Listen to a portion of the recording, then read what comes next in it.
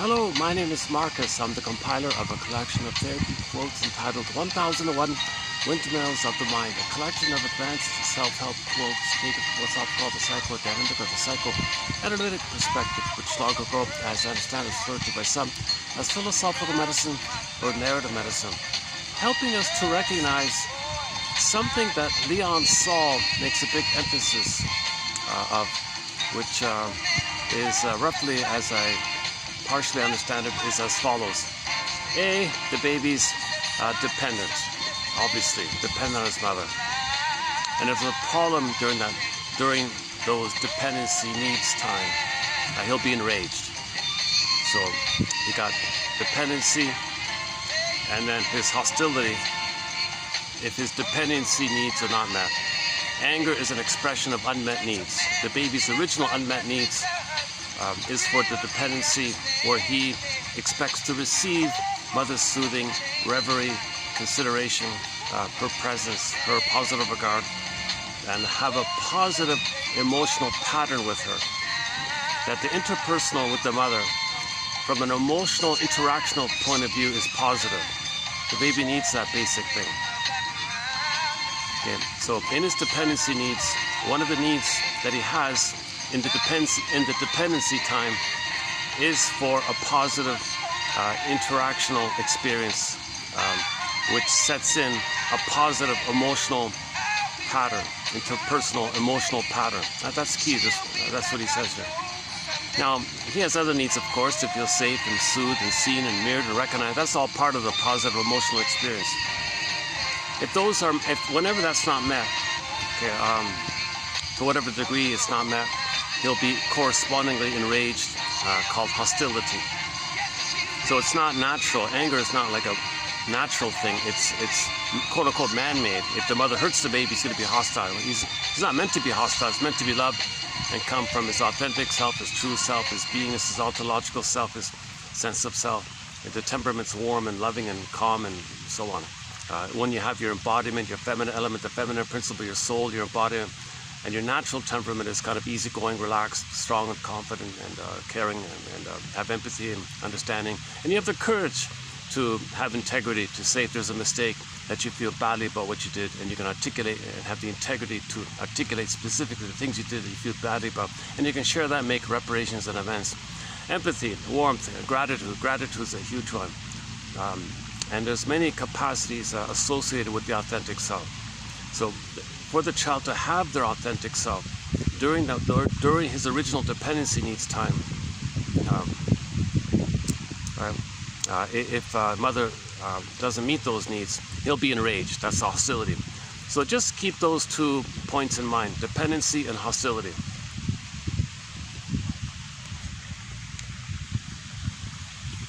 Okay, so I'm trying to summarize as I currently briefly understand it. I'll update this because I just started reading Mr. Saul's work. Better call Saul, right?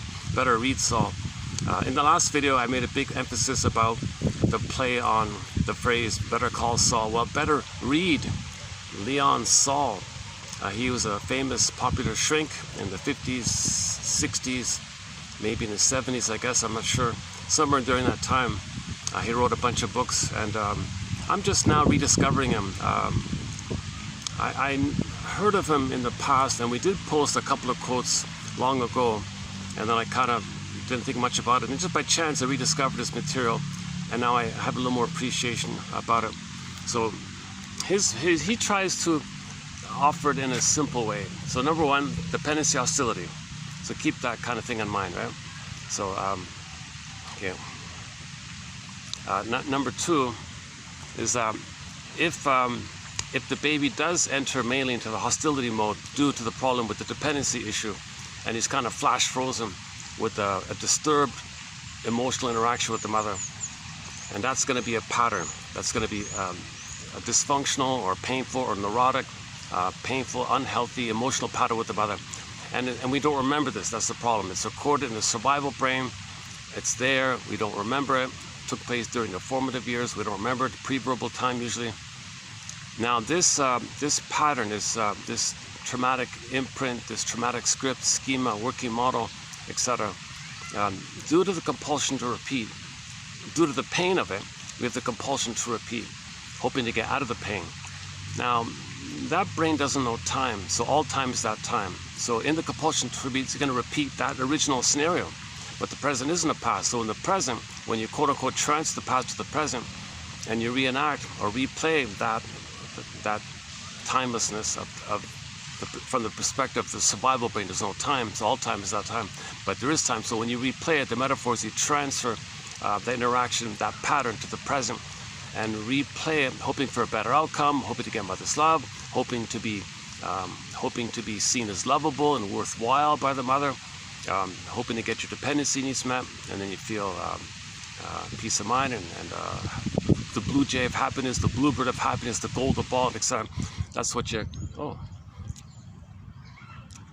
wasn't planning on doing a video today. I was, and then I just thought, oh, what the hell? Let's do a part. So this will be just a short one. This will be just part one. So this video will be part 1 of 2 of a 30-45. So this will be a very short video. I just want to take advantage of the daylight here. We'll get into Miss Flanagan's quotes in part 2. So in this part 1, I want to kind of extend. I want to just continue on yesterday's video done at the other park.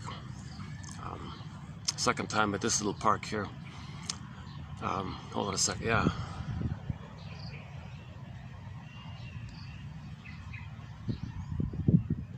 Okay, I highly recommend that last video. Posted 3044. Most of 3044 was a preview material of Leon Saul's work about transference. So I want to kind of pick up where we left off in the last video. So I'm still sort of in preview mode of Leon Saul's work. So let's do this then. Due to my time limitation here, let me just quickly zip through what we did yesterday. So I'm going to do a preview of 30, 57, and 8, and then after I do the preview, the review of the preview in 09 and 3059, I want to pick up and do a preview of 3059, which continues on the work of Better Call Saul, Better Read Saul. Okay, so transference is a metaphor that we transfer the past interaction to the present and then replay it.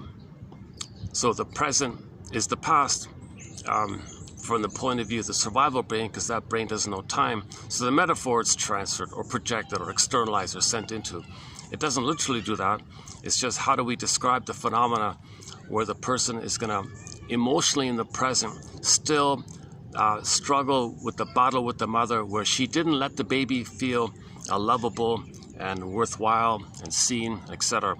And this is what he's looking for, but nobody in the present is the mother in the past, so you're going to reenact it with others in the present. Doesn't make sense. Nobody in the present is your mother in the past, but that part of the brain is kind of there's an insistency about it. It's kind of powerful like that, like the iceberg metaphor, because a lot of pain like that and deep neural wired in kind of imprints, stencils, so it has this kind of stubbornness to it, he says. So he calls it conditioning. You were brainwashed in this pattern, and you want to de-brainwash yourself. You want to decondition yourself. You want to dehypnotize yourself.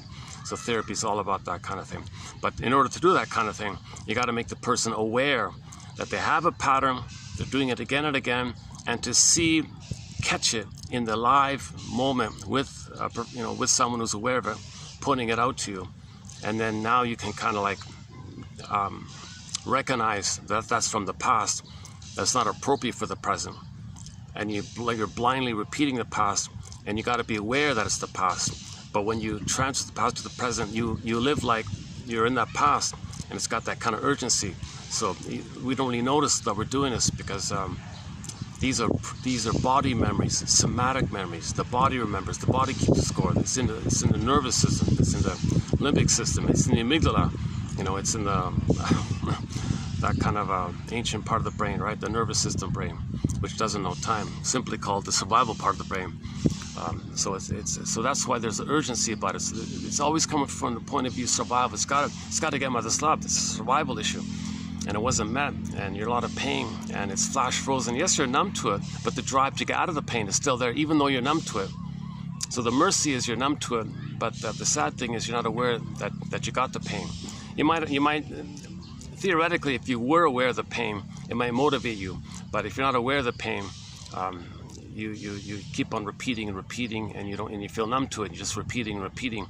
That's sort of the basic neurosis, or the basic tragedy, or the basic problem, the basic fault, or the core fault of it all. That we keep on hoping for a better past, to undo the past, correct the past, get the love that we should have received in the past. And so why? Because the baby needs certain things from the mother to resume development, to have his beingness, to have his authentic self. All organisms in nature go through a developmental process, humans as well.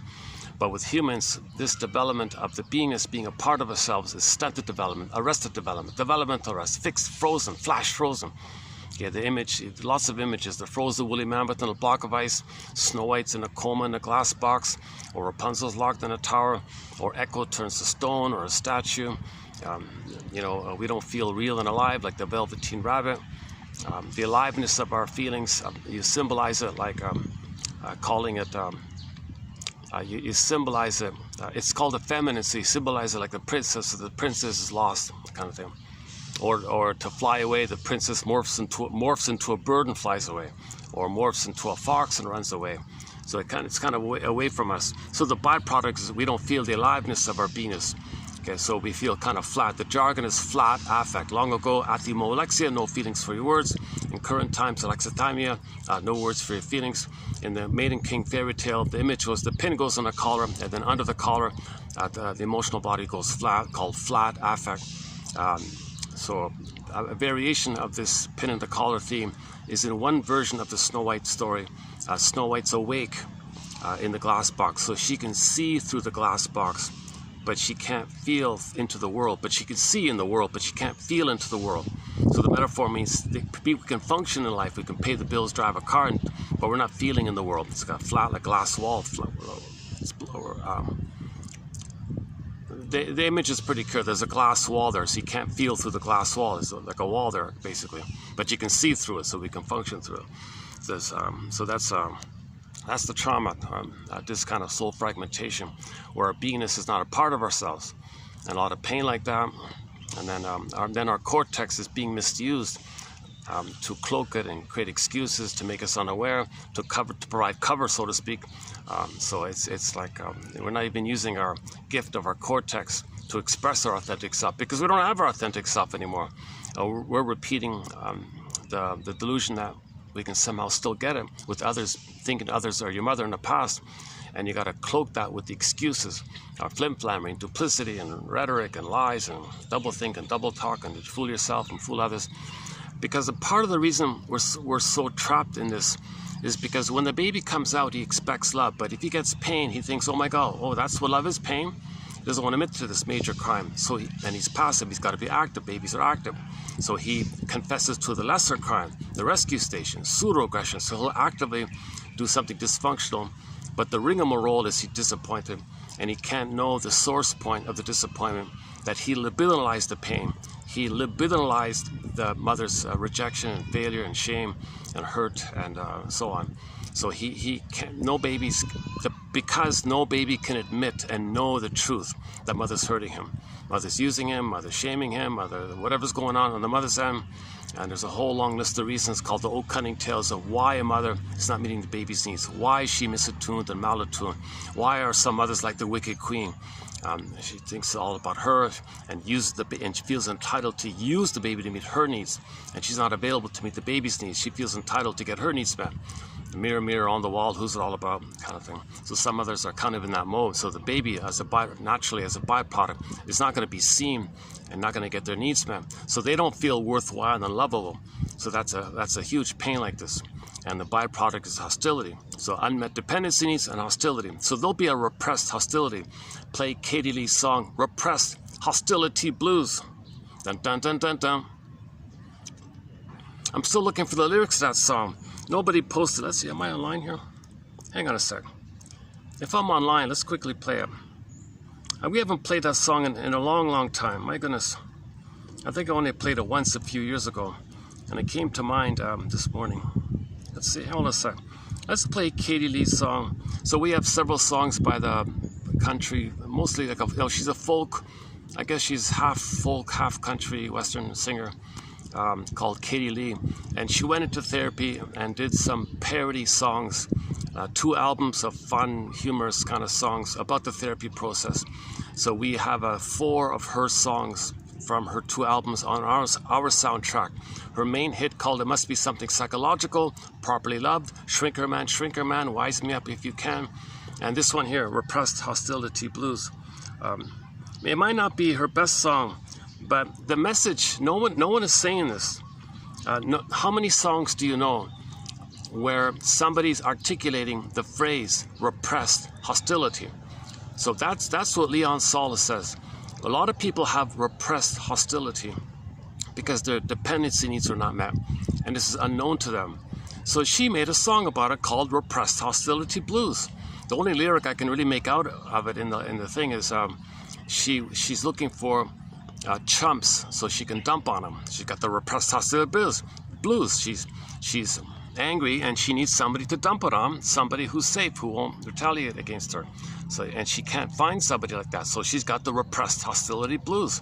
She's kind of like a bully who can't find a lackey. I've got the bully blues. I can't find someone to bully. I've got the blues. I got the bully blues. So we could paraphrase the message of her song is a bully saying, "No, I can't find anyone to bully. I can't find anybody to mock and shame and humiliate and hurt and damage and be envious against him, and express my anger because I'm so afraid inside, and I flip it with anger to hide the fear." Okay, on that point, go to the Twilight Zone episode season 3 of the original season 3 entitled A Piano in the House. I highly recommend watching that Twilight Zone episode called A Piano in the House about the sadist guy.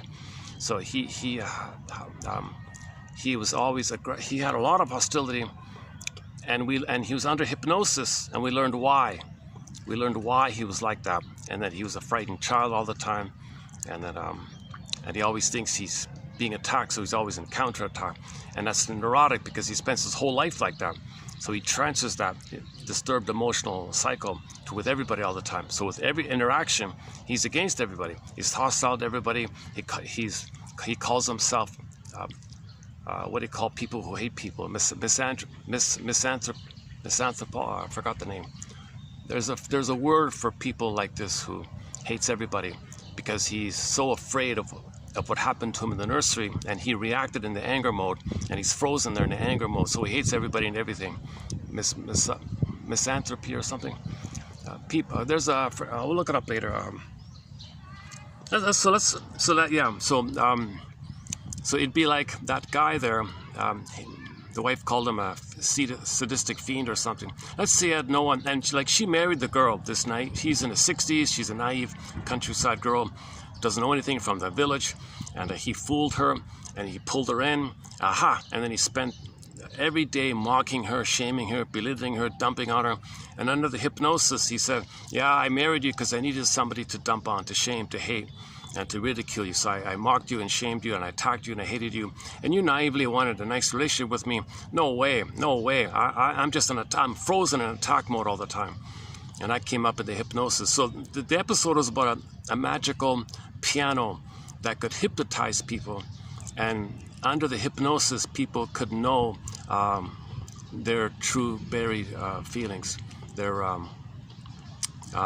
what they're afraid to say, what's really going on, their script with them, what they're hiding, what's driving them, but they're not aware of it, they're hiding it. So they'd be under hypnosis. But the beauty of that episode is when the hypnosis piano thing finished, they could remember it. Whereas in regular hypnosis, you say it, then later you forget. It doesn't help you. You got to be conscious. This piano one let you keep the knowledge. That's the therapy where you can keep the knowledge. It's all about consciousness. So let's say that guy had no one to ridicule, no one to be envious against.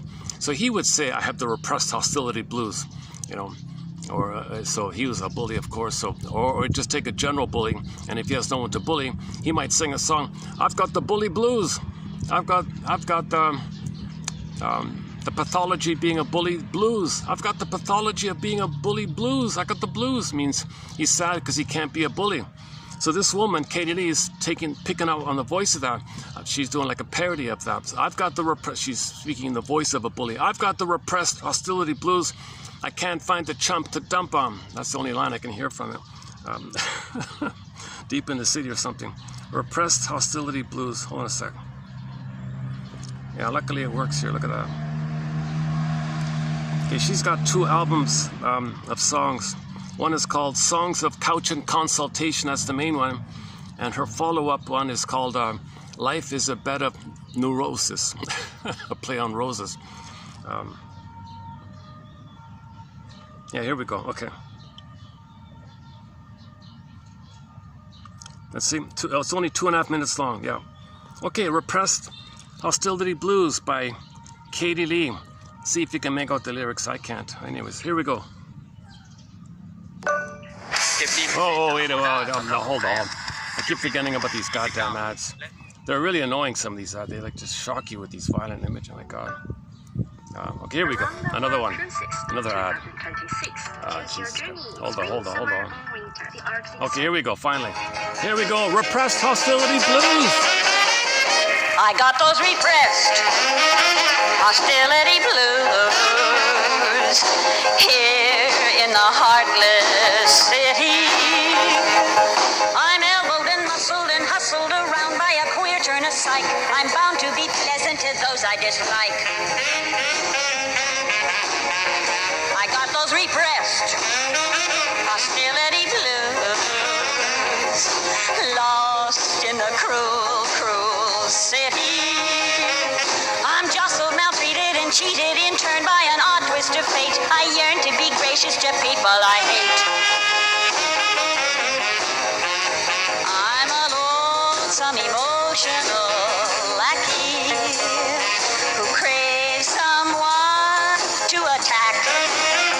I need a waiter, a waitress, or hacky who promise not to fight back. I got those repressed hostility blues here in the no-good city. The anger I'm feeling is all in my mind. Oh, if only I knew some kind of a someone to transfer it to.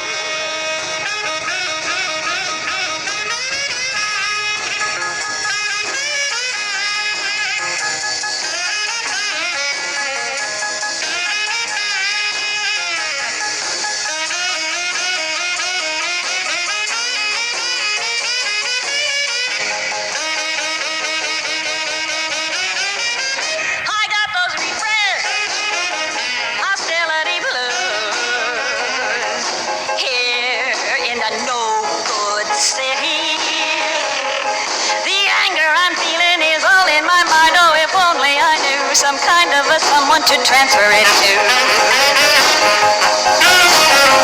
Oh, there must be a chump on whom I can dump my repressed hostility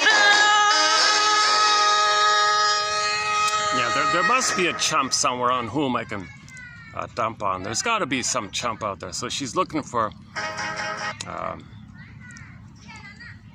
You see, they want to not know that their mother shamed them. They made the Faustian deal and shamed themselves. So, in order to not know that they are now shaming themselves, because mother shamed them and they become that mother who shames themselves, the way to not feel it is to find a proxy to stand in for you and shame them. And now you believe that the other person's you and you shame them. That makes you unaware that you're shaming yourself, because you're going to project something you don't want to know about yourself onto someone else. It's a distraction trick. The person's still shaming themselves, but they're just not aware of it when they shame someone else. Part B of shaming someone else is that the other person is your own soul, holds your own soul, but since that's you, poof, due to fusion, there's your mother who hurt you. Now your original anger at the mother. Okay. Now you express your anger, your hostility at your mother onto the one you just shamed. Because the one who plays you is poof, hocus pocus, on another level is poof, is your mother.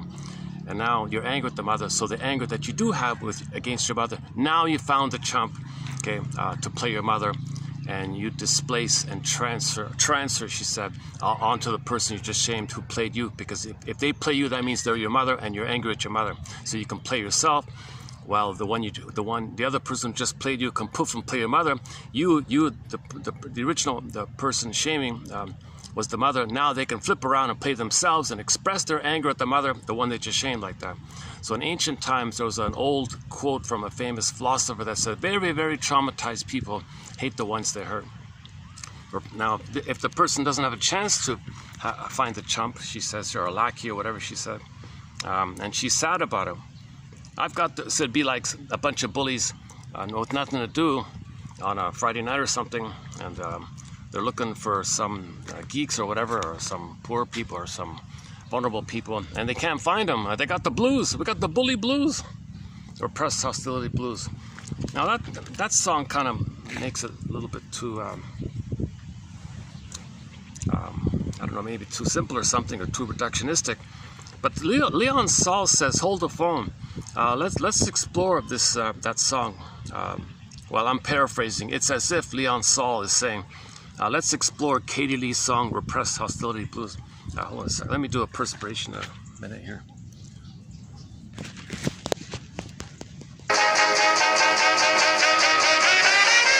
I got those repressed hostility blues here in the heartless city.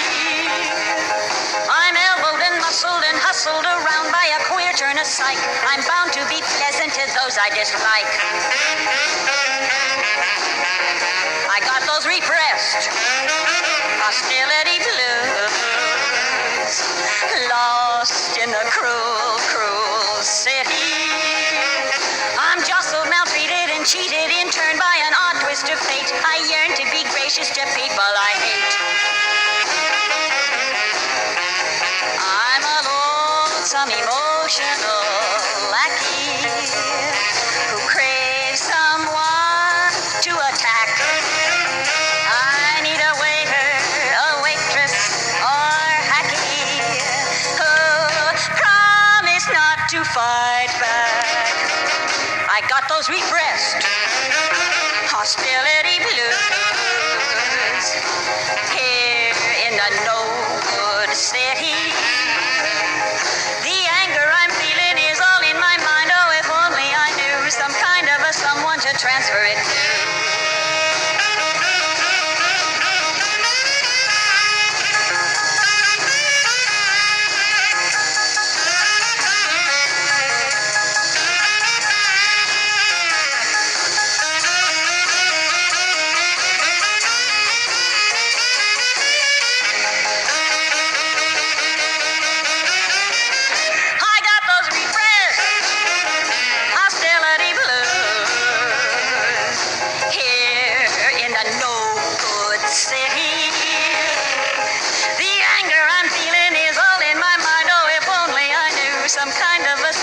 Transfer it to. Oh, there must be a chump on whom I can dump my repressed hostility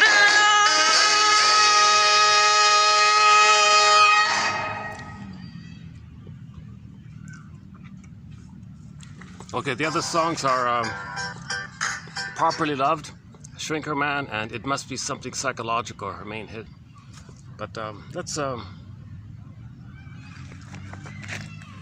before we get to on second thought, let's do 3059, because that's where he gets into the hostility area.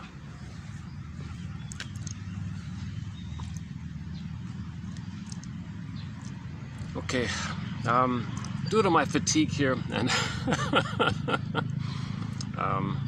I'm gonna let the iPhone read it out. So I'm gonna play. I'm gonna let the iPhone read out a preview of 3059, which picks up on the discussion in the last video on transfers. So let's do that first, because he's gonna mention the hostility issue here. The neurotic. It begins with the neurotic. i.e. someone with an emotional disorder. Okay, and he says something pretty obvious. What happened here? I still get it? Okay. He says, think about the stress response. There's the fight and flight, right? So if the child is traumatized, he's got all the cortisol for the fight or flight, right?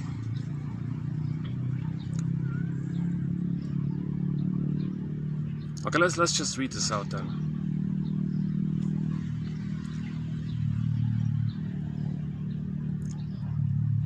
Childhood are transferred to other individuals in the course of one's life / this. Hang on, did I miss it?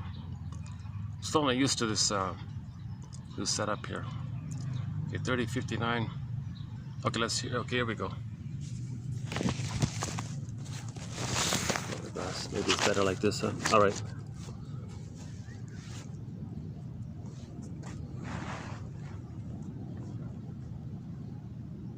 The neurotic. As one with an emotional disorder is under inner stress and therefore more or less chronically mobilized against an unknown cause. Two of the most common and powerful forces seen in every client, namely hostility and regression / the patterns toward the most significant persons of childhood, are transferred to other individuals in the course of one's life / this tendency to repeat a childhood pattern toward others in adult life occurs regardless of age or sex. Marriage is only a special case of such repetition of childhood patterns toward another person / repetition compulsion. She had acted out the childhood pattern of deprivation, hostility, guilt and self-punishment, and had recreated for herself in marriage the rejection by her husband that she had suffered as a child from her parents. The divorce went through, with great anguish for all involved. Everything was bitter for poor Candy, who was, in her ego, the innocent victim of her own unconscious, undone through her pattern of rejection by her parents asserting itself in her marriage. Lacking a childhood pattern of good relations with parents, she failed to make good relations with other men / the repetition of feelings of the childhood pattern toward the analyst is the transference. It opens a path toward cure. If a deprived child grows up to feel deprived within his marriage, a squabble or something more serious ensues. But when the feelings of deprivation, for example, emerge toward the analyst, they can be traced to their sources in the analysand's childhood / this twilight state is a sinking back or regression into the attitudes and feelings of early childhood. These feelings develop and are transferred to the analyst, transference. Unless they are recognized and properly handled, the client becomes more and more toward the analyst like the dependent child he once was toward his mother and father. For this to occur on a strictly limited basis is an aid to insight. The client sees in his feelings toward the analyst the emotional forces he has been struggling with unconsciously, and through this knowledge he is helped to help himself in reducing, resolving, and controlling them. But if he is not helped in this way, then the regression is useless therapeutically and does more harm than good / Jane admitted to a latent rebellion against me, the transference of her pattern to her father. A resentment against coming to see me / her pattern of hostility to her father, and hence to men, must have made her fear the transference of these feelings to an analyst. The final process of cure is learning by practice in living. For example, knowing how dependent one is or was upon the childhood home and parents, and how angry one is about this is not enough.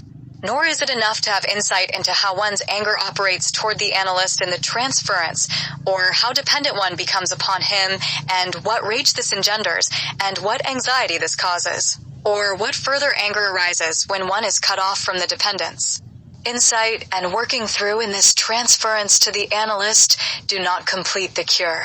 The final freedom and growth come from practice in living with those feelings that cause the emotional problems, as one learns by experience how to alter, reduce, and come to terms with them. We have used dependence and anger for examples because in general these are the two main poles of the emotional life. We are all beyond helpless with dependence upon our mothers for our very existence. Rage arises when the infant's demands are not met, and later the adult feels similar rage when his dependent demands go unanswered, and when the dependence causes feelings of inferiority and anxiety.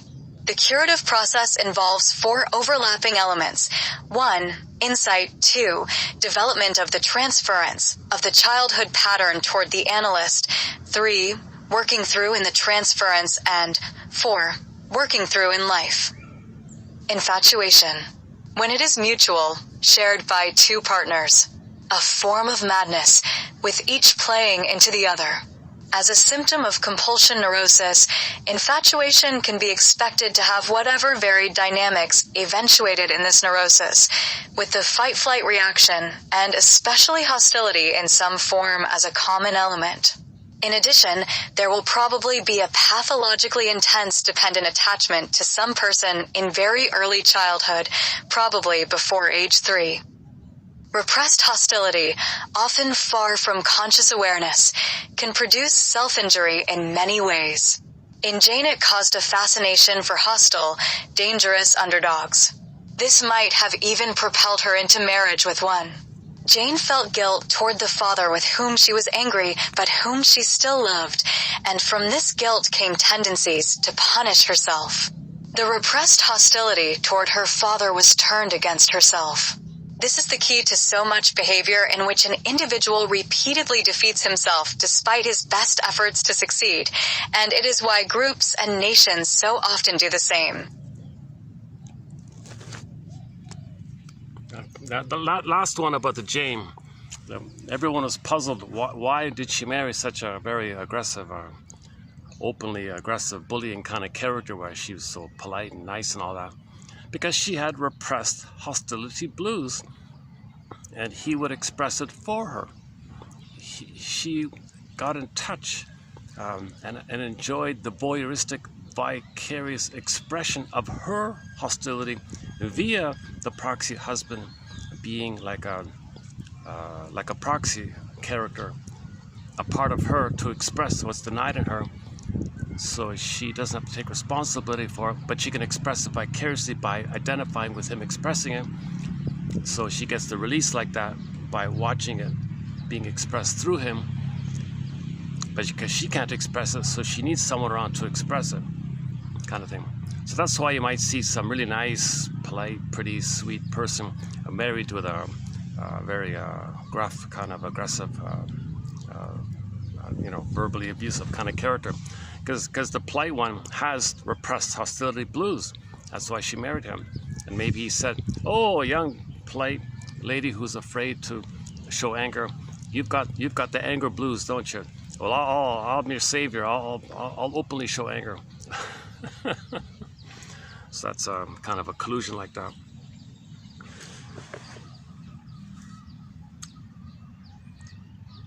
My, look at this! It shrinked it on me. It's done in micro. It's reduced in micro form. I don't know if I can read it. I can barely even read it. How do I get this back here? Do I have to reset the phone or something? Is that how that works? I'd like to read this. Hold on a second. Let's try this again. Where is it?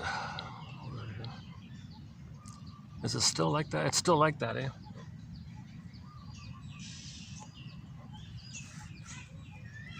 Oh, hang on. Oh, it just automatically reverted. Okay. Okay, let's just read. Let's just slow it down here. I just found it this morning quickly. So I haven't really... So I'm just kind of reading it for the first time, to tell you the truth.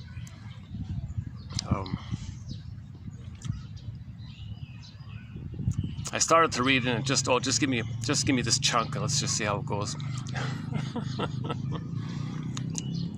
Sometimes the best quotes are found like that. Okay, so Leon Saul, Better Call Saul here. So this is part 2 of our on our topic of calling Saul, reading Saul. Okay, so he calls the neurotic. So neurotic means you learned a dysfunctional pattern, it's an imprint, and you use it all the time with everybody. That's neurotic, it's dysfunctional because you're not loving life. You're not living in the present. The present just replays of the past. And you have a painful emotional dynamic. It's like a 45 record. You play it again and again and again. It's the only song you have. So Burglar's line is, every neurotic is a music enthusiast, but he only has 145. Only one record. He carries this one record with him everywhere he goes. His only tune, his one and only emotional tune, his only song. Okay, what happened with the mother? It's painful. It's what happened. It's repressed on the 45. Every time he sees a turntable or every new situation, he reels off, he spins off, he plays off his one and only tune. He spins off and reels off his only one tune, meaning in every new situation, he recreates a replay, repetition compulsion of that unconscious script. That's neurotic. So you're going to life replaying the past all the time, and you're not aware of it. So it's a deep conditioning. Mr. Saul says, make them aware of this conditioning, make aware of this script, this schema, this model, this structure, make them aware of it. Build their reality ego, build their conscious mind, their adult mind, strengthen their ego, focus on their adult mind to help them. Oh my God, that's from the past. I don't need to repeat that, doesn't make sense. Because you need a strong ego to be strong enough to identify that belongs in the past. Because when you're triggered, that's from the past, but you feel alive in the present, and you're reacting in the present, but it belongs to the past.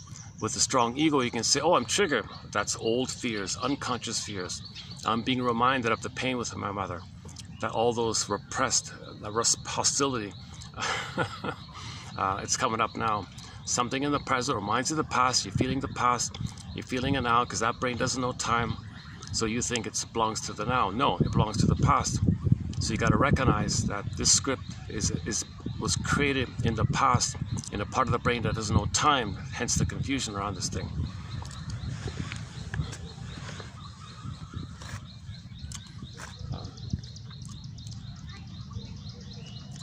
All the park benches are taken. I'm just sort of sitting on the grass here. Luckily, it's a nice, clean little park here. The neurotic. Okay, we may say is somebody with an emotional disorder. And he or she is under stress, inner stress, and therefore more or less chronically mobilized against an unknown cause. So you're always under stress against something you don't even remember. This battle with the mother, this fight with the mother, this unresolved, unfinished fight with the mother, where she hurt you and you were afraid and you were angry, you were afraid and you were angry, fight or flight.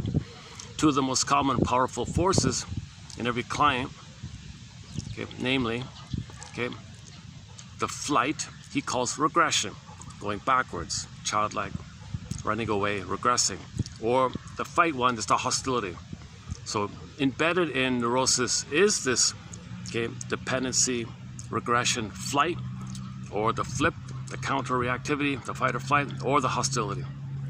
The patterns toward the most significant persons of childhood are transferred in order to other individuals in the course of one's life. Yeah, that's the record. So that those patterns in childhood, you're going to transfer to people all throughout your life. This tendency to repeat a childhood pattern toward others in adult life occurs for both men and women, regardless of age.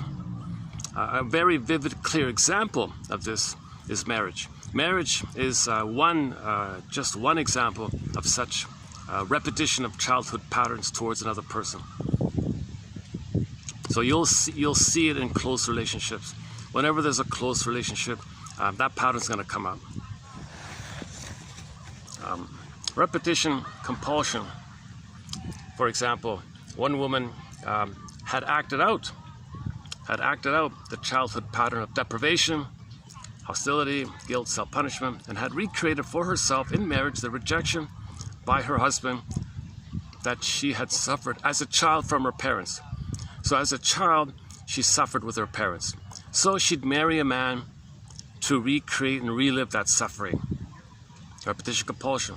Okay, so as a child, she felt deprived, angry, sad, etc. So she would only marry a man to recreate that. Repetition, compulsion. That's neurotic. She can't marry a healthy man. She's not interested. She's got to relive the script. She doesn't even know the script is there. She's unconscious of doing it. So she married this fellow. He dumped her. The divorce went through with great anguish.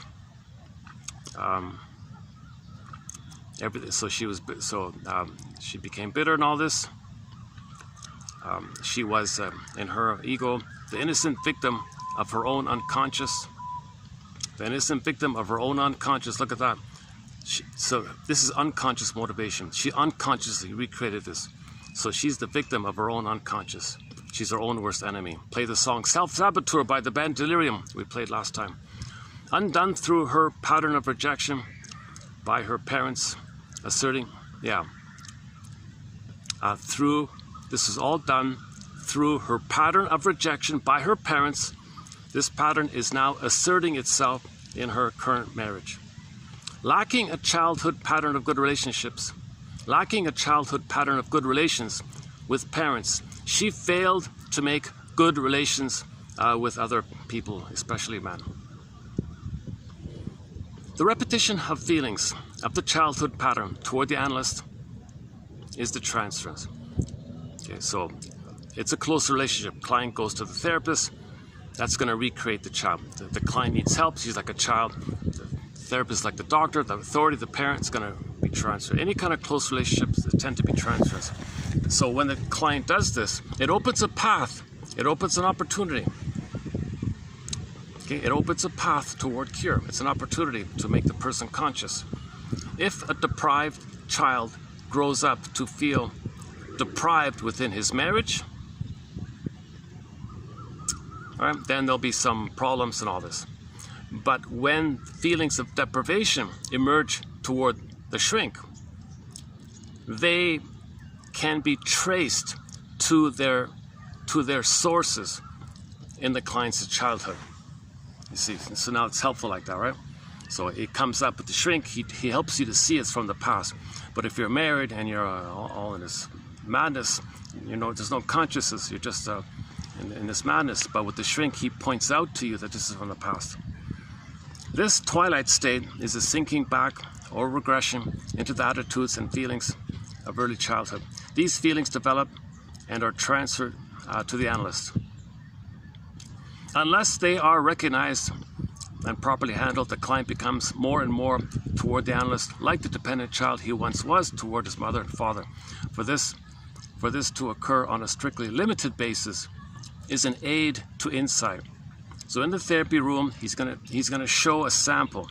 He's gonna play an addition. He's gonna do the replay just for like one time. That's okay, because it communicates to the shrink what's going on, and he can put it to words for the person. The client sees in his feelings toward the analyst the emotional forces he has been struggling with unconsciously. And through this knowledge, he is helped to help himself in reducing, resolving, and controlling them.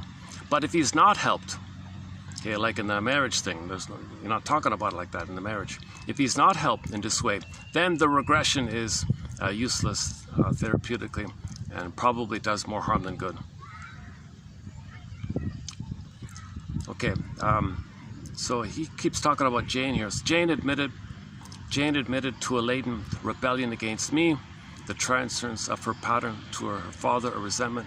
Okay, so Jane is angry at her father, so she hated the shrink because he was a man. She hated all men. She hated the father's a man, she hates all men, the shrink's a man, she hated the shrink and wouldn't cooperate with the shrink. That's a good example of transference. Her pattern of hostility to her father and hence to men must have made her fear the transference of these feelings to the analyst. The final process of cure is learning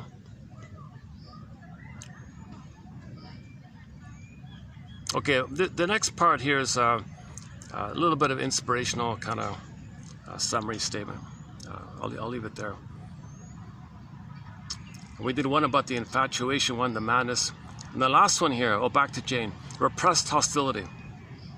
Often far from conscious awareness can produce all these problems. In Jane, it caused a fascination for hostile characters. This might have even propelled. So think about people who are cheerleaders for violence. People who put on the pom-poms and they're cheerleaders for violence. Okay. So the lady with the pom-pom, okay, she's got a lot of repressed hostility. And if someone else is being aggressive and violent, she's a cheerleader. So she feels some relief to see some violent person do violent things. And she's the cheerleader because she's afraid to show her hostility. And someone else does it, so she's a cheerleader.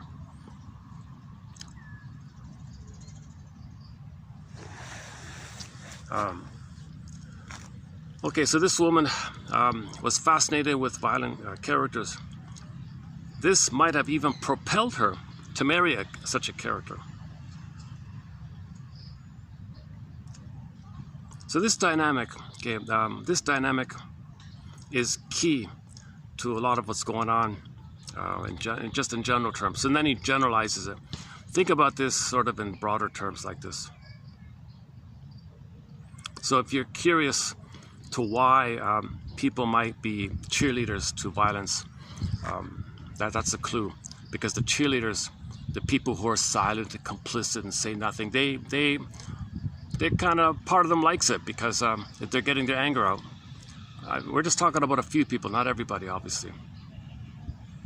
But enough. I guess there's enough like that. Most people feel kind of deadened, that they're dying inside, that this is happening and they can't do anything about it. And that's because there's too many cheerleaders for it. So it's kind of like this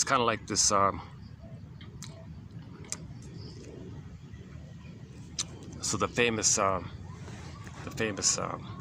battle between the two sides, right? Do we become conscious and heal ourselves and be normal, or are we traumatized and stay in our repressed hostility mode, and that's causing the harm? Ain't a drive for healing. That's the forces of goodwill and healing and love and God and all this, and then you got the hate and the evil and devil, all that stuff. So his argument is, if you're confused around why a lot of people tolerate violence or even celebrate it, even promote it, and create excuses for it, and become bombastic about it, and have a very narcissistic, pompous pride around it, because I got repressed hostility blues. I got to get my anger out, and the proxies will do it for me, or I'll do it, or my proxies will do it. We got to do this. And a lot of people going along with it, because a lot of people covertly have repressed hostility blues, and then they go along with it. It's kind of sad, eh? So that was one of his points about Better Call Saul. Like, that's why I was saying Better Call Saul. He kind of generalizes some psychology to broader issues like that. So back to I'll redo that one because I'm not too comfortable sitting. Let's see if I can. Is that bench available? Hold on a sec. Oh good. Oh good. Okay. Yeah. Hold on a sec. Oh, my poor back. Huh? Yeah. Let's go to this. Oh, they're both available. Okay. This one. There's two benches here. Oh, this is okay. I'll feel a little better if I can sit here somewhere. Either I sit here. Which bench? Which bench has a nicer view? This one. This is good enough, eh? That's okay, right? Although that bench has flowers, huh? Let's try that one there. Hold on a sec.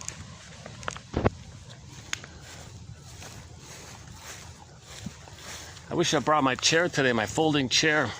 I had no plan to do a video today, but unexpected changes today gave me this little window of daylight in the park. So let's maybe I can squeeze out a part of the video. So I'm totally unprepared. I got no ice, got no drinks. How is this? How's this bench here? How's the light? How's the? Oh, I got all the. Okay, I've got all the traffic. Okay, let's do the first one then. Yeah, okay.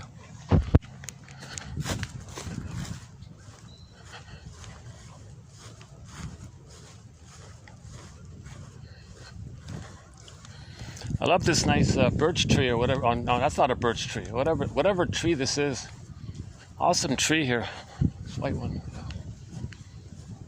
No, that's not a birch tree. No way. That's not a birch tree. I don't know what this is. It's a nice tree.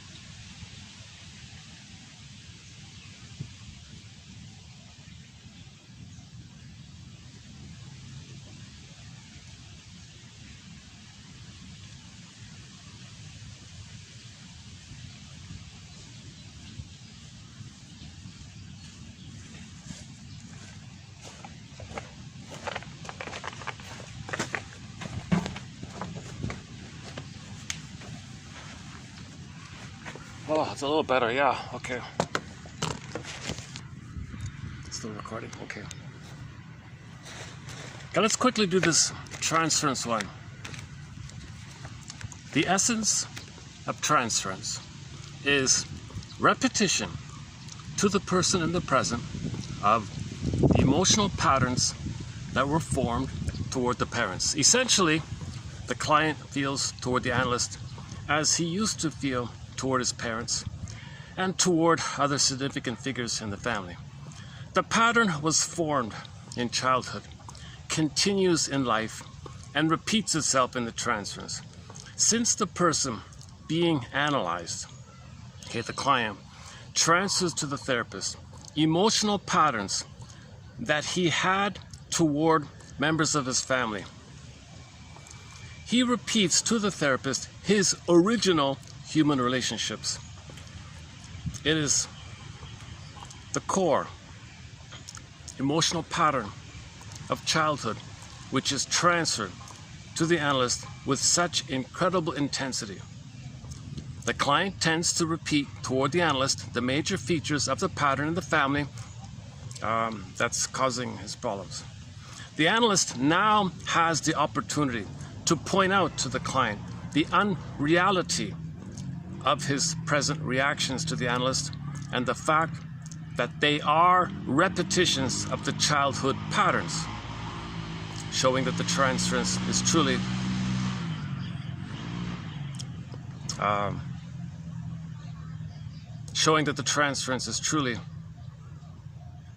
the original parent-child relationship and how insistent it is.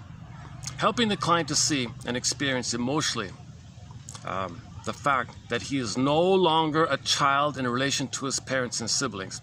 Okay, isn't it bittersweet that he thinks that? Isn't it bittersweet he's so tied to the mother? He's so tied to his mother's apron strings. Isn't it bittersweet? He's so loyal and repeating again and again with her, with everybody. He's so tied like that.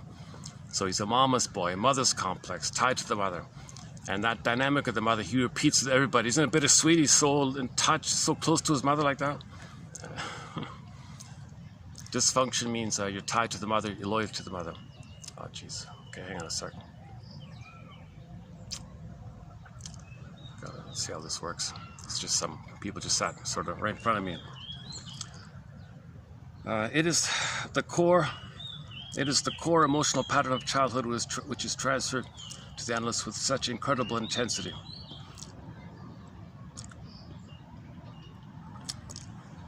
Okay, and that he need not repeat this pattern unconsciously toward others in his current life, so that he can start securely to outgrow. So therapy is about outgrowing the childhood pattern. Okay, therapy is about letting go of mother's apron strings. Okay, growing up and being yourself. Therapy is about maturity and growing up and all that. These distorted infantile patterns in favor of mature ones. If the analyst does not clearly understand, if the analyst does not clearly, is that okay with the tree like that? How about like this? Maybe I can move this. Maybe I can move this bench once. Does this work here? Is this bench liftable? Yeah, okay, let's try that.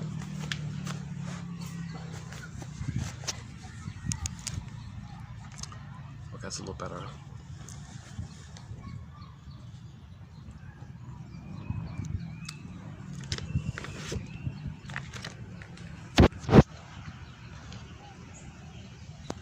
It's always hard to get privacy in the city.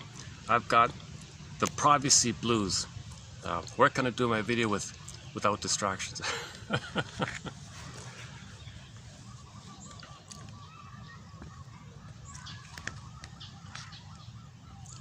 Okay, so these childhood patterns, yes, of course, they were appropriate at that time, help you to survive, yes, we get that, but now they disturb you.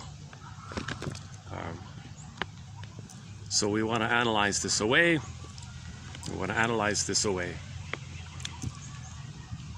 So he was, in reality, depreciated and rejected, unloved, etc. Hence, he continued this pattern of feeling in life and in the transfers. It was once true toward his mother when he was a little kid. Now he continued to view his other human relationships with the same underlying feelings, failing to discriminate what was once reality from what no longer remained so in the current life. A mechanism by which a love hunger, and this often takes place because the mother was love hungry, affect hungry, attachment longing, okay, attachment hunger. The mother was using the baby to meet her needs. Okay, she parentified the baby. I made you to find me, mother said. She wasn't there to love the baby. She expected the baby to love her and take care of her because she wasn't loved herself. So the mother was love hungry, attachment longing, attachment craving, and turned to the baby to be a symbolic stand-in for the missing mother. So that's often what causes this disturbed emotional pattern for the child when the mother uses the child. And ever professional must the analyst remain friendly, yet imperturbably analytic in the face of the full force of the transfers. Okay, so he's got to be neutral and friendly, because that's considered he also makes the point that if the therapist is neutral and friendly, the client can remember him and have like an alternative authority in his mind. Okay, he needs an alternative authority in his mind. If the only authority in his mind is the critical, abusive the mother, if the shrink is friendly, the client might remember that and use that as an alternative parent in his mind. Something in his mind that supports his healing, something within him that supports him, his healing, because he doesn't have that. So the therapist is meant to be friendly and warm, consistent and analytic and neutral, but helpful but neutral, not stepping into the old drama, not just analyzing. That's what happens when the shrink analyzes. That it does that. He supports you when he analyzes things for you. It's respecting you. It's helping you to be conscious. That's the healing effort. They make the unconscious conscious. And the therapist regards this as one of a huge reward in his profession, to see the liberation of the human spirit from inner tyranny. And okay, that was part A, and then part B was in 30. Oh, the continuation of it is in part 3058. Sorry. The analyst must understand and bring the client to understand as quickly, accurately, and thoroughly as possible the client's present emotional life and problems as related to. And see, the truth was, I visited this area thinking maybe I might move to this area to be near this park and the other park. But this is a tiny park, but there's not enough spaces where I can just freely do the video. There's always like a few characters just sits kind of not too close to you kind of thing. I was kind of hoping to have that freedom to speak openly a little bit. I thought I could do it here, but I'm realizing this is today's a Wednesday, right? So I was kind of testing this area out. It's sort of at the edge of the town, right?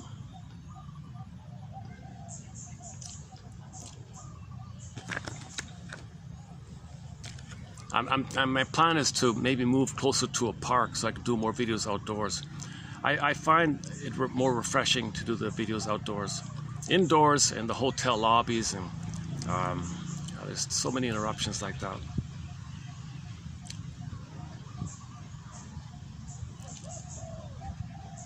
And that other city park is pretty busy usually. So this seemed like a potential, but like where like you see, there's no other spots to go to, right? Like this, I can see people sort of just sitting all around, kind of thing. Oh no! Hey, correction! If I bring my chair, if I bring my folding chair, I can do it. I could probably just move over there. Yeah, I could probably just sit over there. See, there's a spot in there, right? Just by that wall there, I could probably just go there.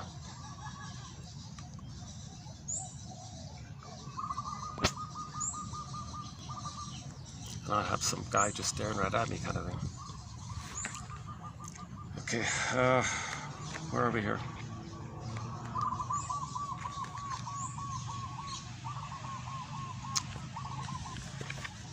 Let me make another adjustment here. Hold on a second.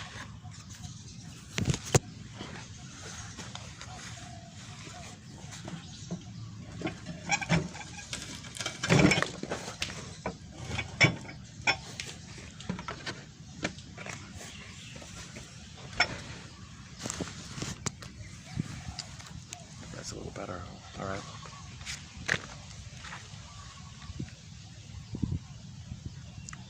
See, if people feel close to you, if people do feel close to you, they might reel off their pattern, their negative emotional pattern with the parents, and transfer to people in the present. And then you feel like a pull to be brought into their drama, and they don't even know they're doing it. So the shrink has to be ever so professional, right? It has to be, what is it again?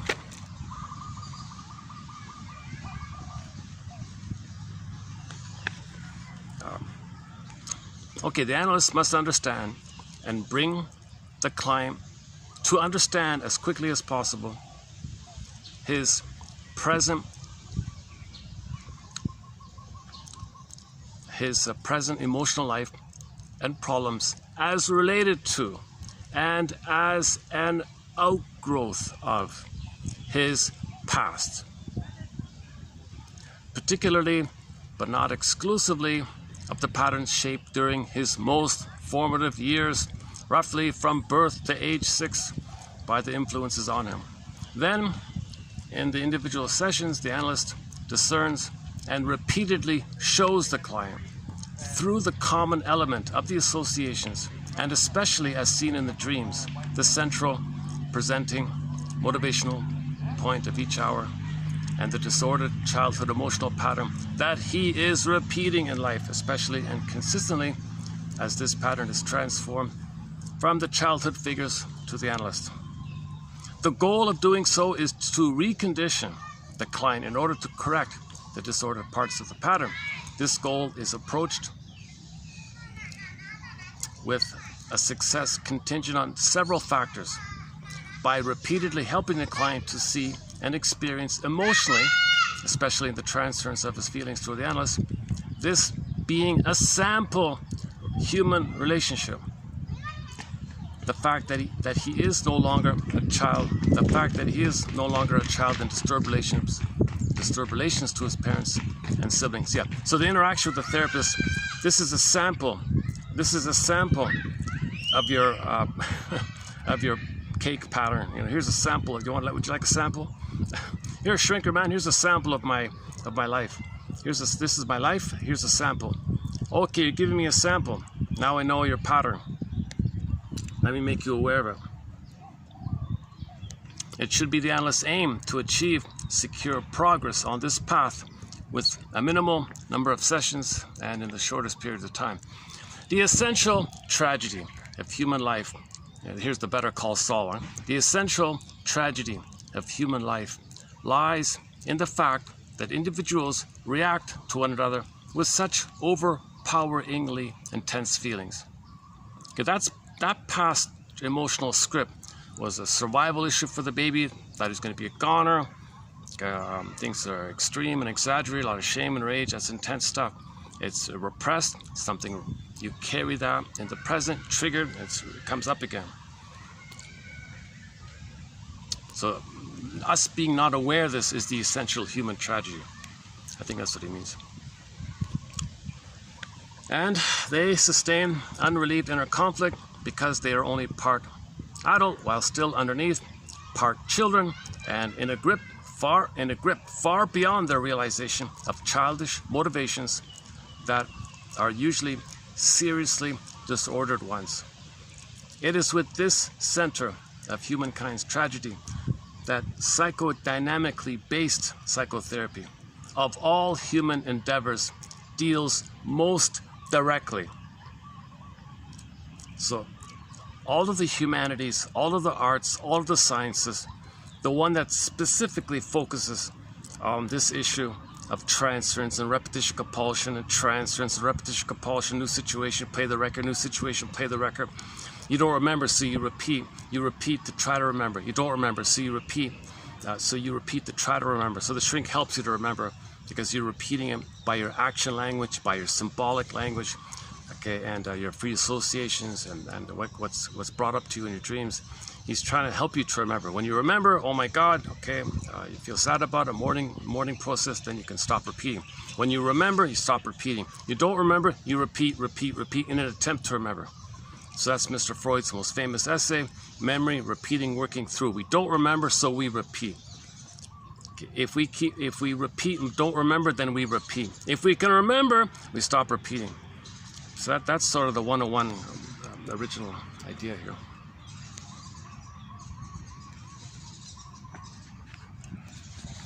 Yeah, okay, that's about it, yeah. I think I could just leave it here for part one, because I really just wanted to, I just found this while I was waiting, this one here. Should we try it with the male voice? They've got two voices on this thing.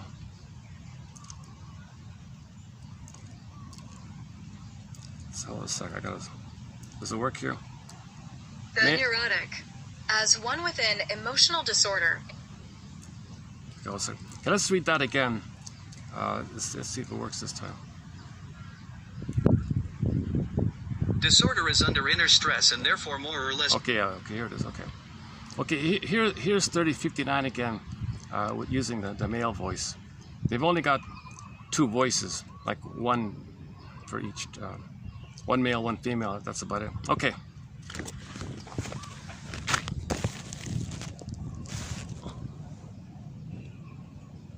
The neurotic. As one with an emotional disorder is under inner stress and therefore more or less chronically mobilized against an unknown cause.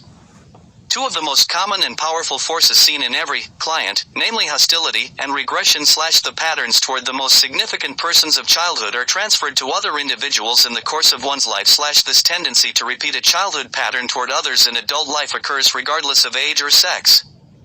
Marriage is only a special case of such repetition of childhood patterns toward another person / repetition compulsion. She had acted out the childhood pattern of deprivation, hostility, guilt, and self-punishment and had recreated for herself in marriage the rejection by her husband that she had suffered as a child from her parents. The divorce went through, with great anguish for all involved. Everything was bitter for poor Candy, who was, in her ego, the innocent victim of her own unconscious, undone through her pattern of rejection by her parents asserting itself in her marriage. Lacking a childhood pattern of good relations with parents, she failed to make good relations with other men / the repetition of feelings of the childhood pattern toward the analyst is the transference. It opens a path toward cure. If a deprived child grows up to feel deprived within his marriage, a squabble or something more serious ensues. But when the feelings of deprivation, for example, emerge toward the analyst, they can be traced to their sources in the analysand's childhood / this twilight state is a sinking back or regression into the attitudes and feelings of early childhood. These feelings develop and are transferred to the analyst, transference. Unless they are recognized and properly handled, the client becomes more and more toward the analyst like the dependent child he once was toward his mother and father.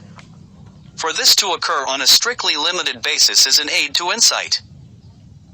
The client sees in his feelings toward the analyst the emotional forces he has been struggling with unconsciously, and through this knowledge he is helped to help himself in reducing, resolving, and controlling them.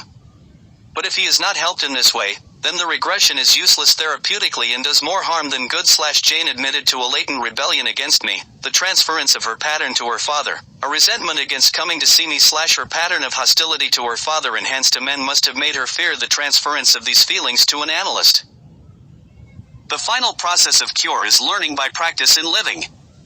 For example, knowing how dependent one is or was upon the childhood home and parents and how angry one is about this is not enough.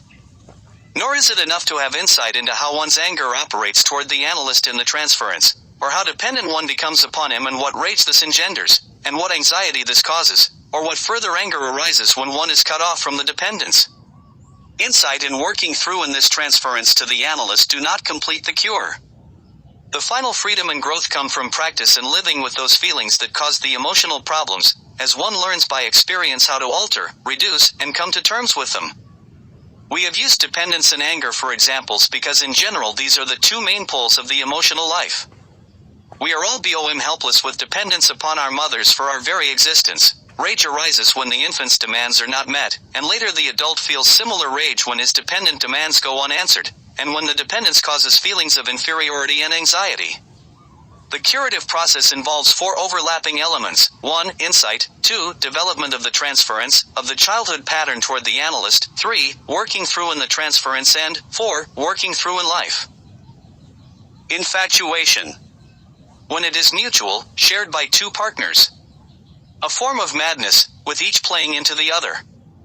As a symptom of compulsion neurosis, infatuation can be expected to have whatever varied dynamics eventuated in this neurosis, with the fight-flight reaction and especially hostility in some form as a common element. In addition, there will probably be a pathologically intense dependent attachment to some person in very early childhood, probably before age 3. Repressed hostility, often far from conscious awareness, can produce self-injury in many ways. In Jane, it caused a fascination for hostile, dangerous underdogs. This might have even propelled her into marriage with one.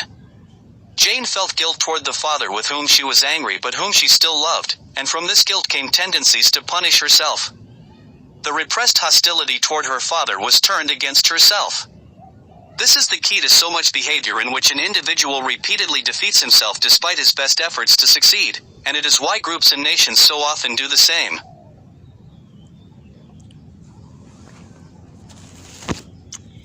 If I understand him correctly, he's saying that the underpinning of why people go along with harm inflicted on others, because a lot of people have the repressed hostility blues. That's the cause of man's inhumanity to man, he said. Better call Saul. He's got some helpful things, I think, to say. Okay, let's move it over here. Let's try over here. Okay, let's try this. Okay. Let's check this. Let's see if I can redo that one here. Let's try this. It's hard to. Yeah, I've never done this sitting. This is my first time to try to do this sitting on the grass like this. I really regret not bringing the chair with me. I was sure I wasn't going to do a video today. Okay, never mind. Enough about that. So I have anxiety. I have a lot of bloopers in my videos. I make a lot of mistakes and ums and ahs. I have not been analyzed. I recently learned that if you sweat easily, that's because your automatic nervous system is freaking out. Again, so the neurotic, okay, so neurosis is the petrification of an inner conflict that's repressed. Okay, this is pressed on a 45, metaphorically speaking. So the neurotic is a person who carries this pressed 45 with him everywhere he goes. He carries it with him, and every new situation, throughout his life, new situation, he plays it again. His only tune. Every neurotic is a music enthusiast. The problem is he's only got one record. Meaning he's meant to love life, but he can't love life because he only has one painful script. So that's why he's neurotic. He can't love life. He wants to love life, but he can't because he only has one record. So his version of it is the neurotic has an emotional disorder. Masterson calls it a disorder of the self, or an emotional disorder. But Saul's emphasis here is that, well, think about it, if there's stress and there's conflict within, that means there's flight and flight going on within. The flight one is the regression, the dependency, and the fight one is the hostility. So hostility makes it clear. If you say the word aggression, sometimes there's positive aggression called assertion.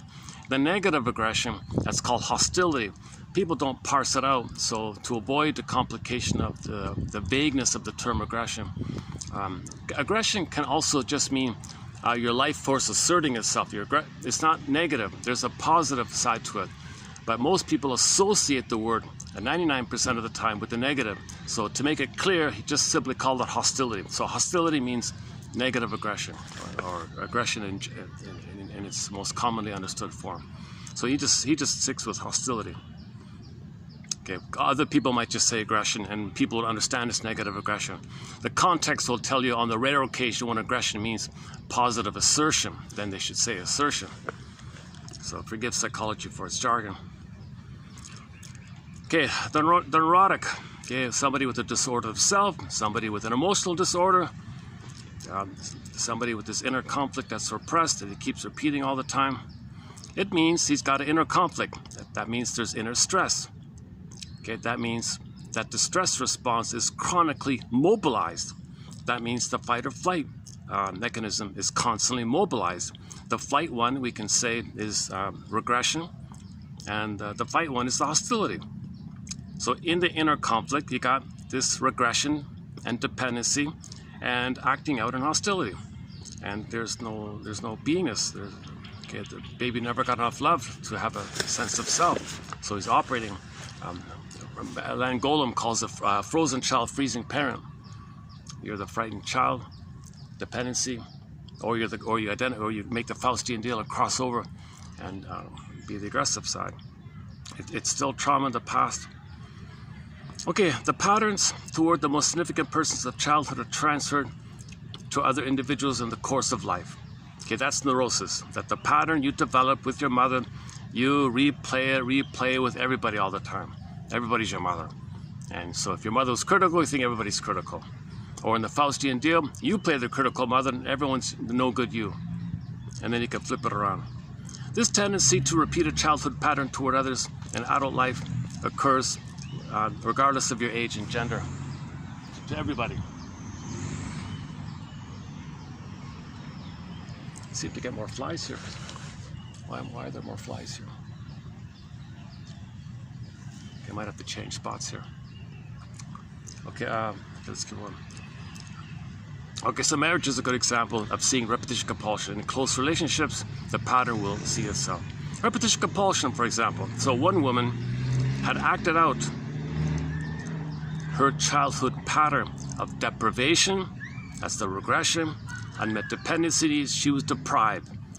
Okay, she wasn't given the feeling of being worthy and lovable, so she became angry.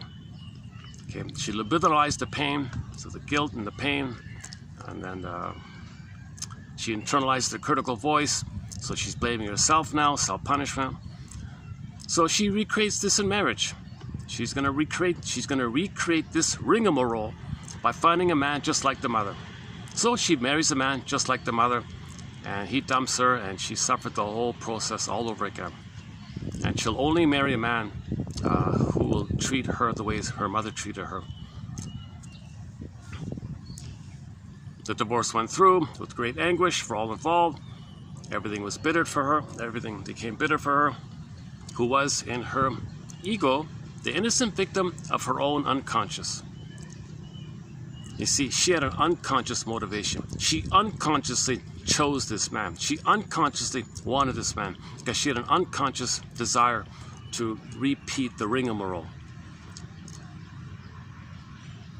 So the pattern of rejection by her parents is now asserting itself in her marriage.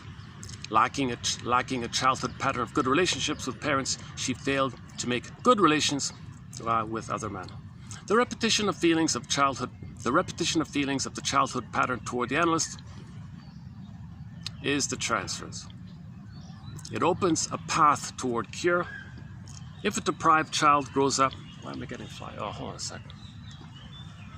For some reason, this spot's the tracks.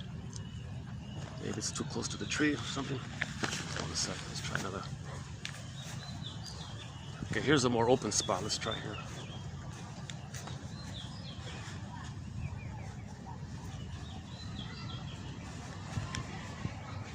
Those benches. Oh, I see a bench over there. Hey, there's a bench. Hey, if I walk around, I see one available bench there. Actually, there's two.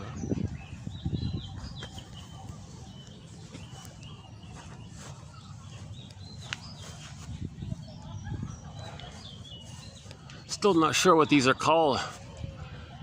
They have a nice vanilla smell. Nice little smell to them.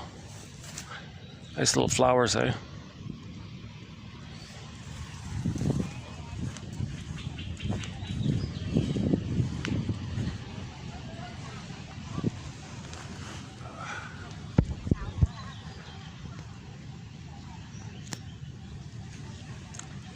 If I'm gonna do this video in picnic mode, I gotta be more prepared.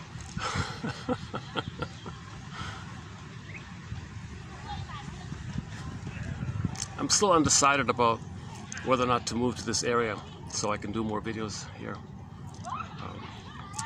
There's something, I need more input. The repetition of... Okay, so the shrink brings it to your attention. All right. So the regression, he calls it like a twilight state. The twilight's, you're going back like that. Unless they are recognized, the client becomes more and more toward the analyst, like the dependent child he was toward his mother. For this to occur on a strictly limited basis, that's okay, because it can lead to insight. The client sees in his feelings toward the analyst the emotional forces he has been struggling with unconsciously, and through this knowledge he is helped to help himself in reducing, resolving, and controlling them. But if he's not helped in this way,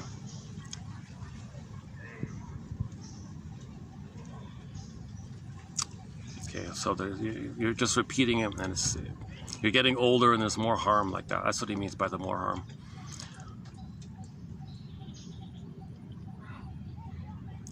Yeah, I didn't do this one here. Let's read it here. The final process of cure. The final process of cure is learning by practice in living. For example, knowing how dependent one is or was upon the childhood home, and how and parents. Sorry, again. For example, knowing how dependent one is or was upon the childhood home and parents, and how angry one is about this isn't enough. Nor is it enough to have insight into how one's anger operates toward the analyst in the transference, or how dependent one becomes,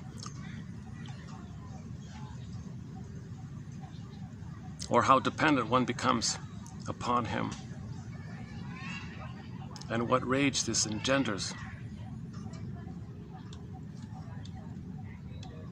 Okay, maybe type where, or how dependent one becomes and what rage this engenders, and what anxiety this causes, or what further anger arises when he is cut off from the dependence.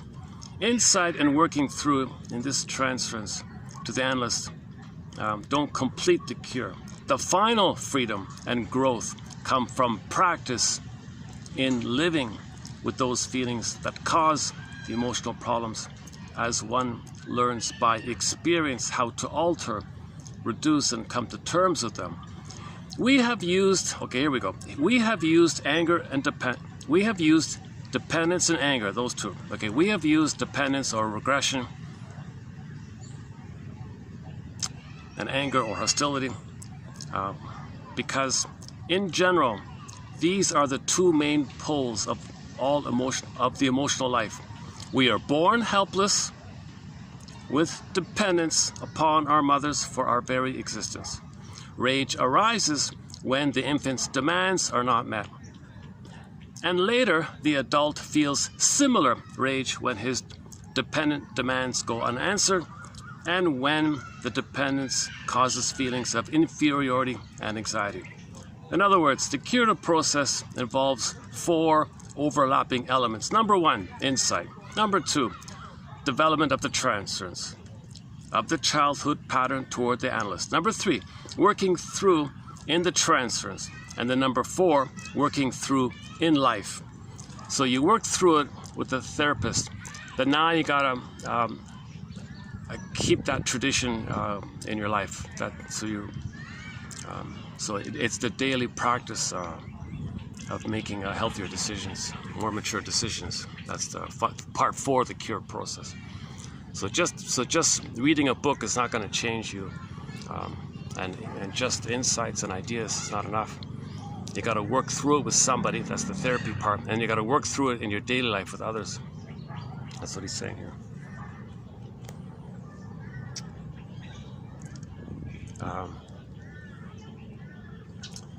Geez, let me change something here.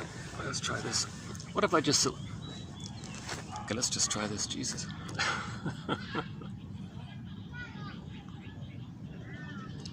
Okay, the next one's infatuation. Let's save the infatuation one. See, the infatuation one, both people are involved in fight or flight. Both people are involved in dependency and hostility. And there's the shared madness. Okay, the last one, repressed hostility, often far from conscious awareness, can produce problems in many ways. For example, in Jane, it caused a fascination for hostile characters. This might have even propelled her into marriage with one. Jane felt guilt toward the father, with whom she was angry, but whom she still loved. And from this guilt came tendencies to punish herself. So the anger rebounds in on itself to protect the father. So if the mother gaslights the child's anger, it's going to turn inward.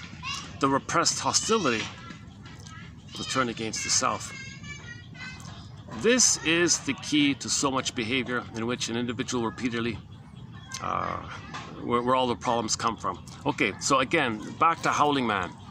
He's actually, this reminds me, he's saying the same thing that we've been saying earlier about the Twilight Zone episode called The Howling Man. So in The Howling Man, okay, I think I'm too hot and the flies are attracted to me here. I've been walking around all day.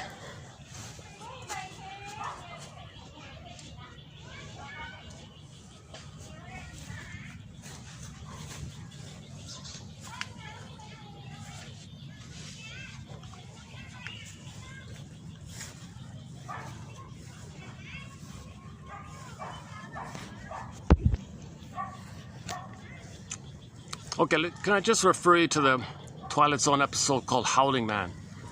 You'll see an image of anger going in and then anger going to the side. So it's rebounding aggression. The baby's angry at the mother blocks it, it rebounds in. The symbol or the spokes image for this is the guy with the horns. Monsters of the id monsters, devil, Satan, all those characters. It's not real, it's just a picture to visualize some like artistic representation of your life force turning into anger and then going in on the body. So the L-I-V-E reverses E-V-I-L. That's why it's destructive. And then that causes symptoms to the person. So that there's the harm within. That's the self-injury within, self-defeating within. Now while that's going on, it's going to leak out to the side. So you've got both going on. It's going into the side. And the monk in that episode says, you should study this, understand this. This is the core issue here. Better call Saul, better read Saul for more on this. So how do you get your anger to mother onto others? Okay, there's a whole, many ways that can take place.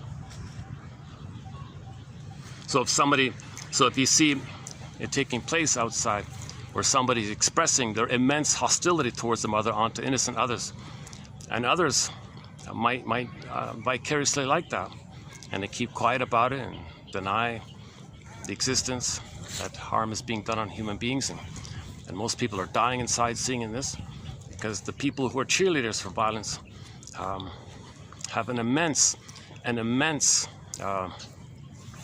howling man within them, and they're so eager to find any even vicarious delight in seeing violence, because they can't express it. So they're going to get sick within, but they delay their sickness if they think their anger could be expressed onto innocent others. The innocent others, they'll think it's their mother. It's psychotic. They don't care about the reality. They got to get their anger at the mother out onto anybody. Make an excuse, they don't care.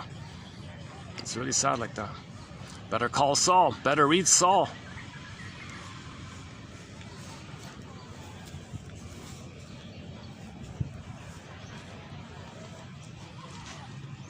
Considering how familiar that phrase is, better call Saul, and he's not too bad, Leon Saul. He writes kind of clearly a little bit. Length, like most shrinks, the very lengthy case studies, I kind of skip all that.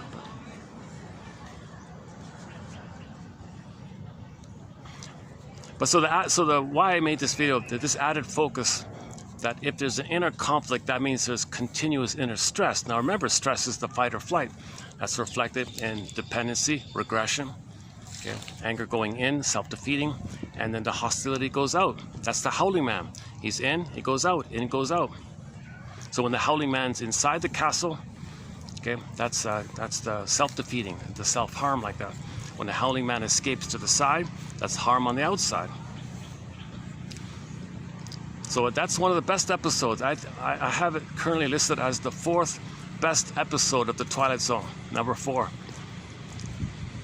Gabe's Story, number 1. Wong's Lost and Found Emporium, number 2. Take My False Life, Please, number 3. Howling Man, number 4. Number 5 is currently a tie between Shatter Play and Shatter Day, those two ones. Now, somewhere between 6 and 10, we're definitely going to include a piano in the house.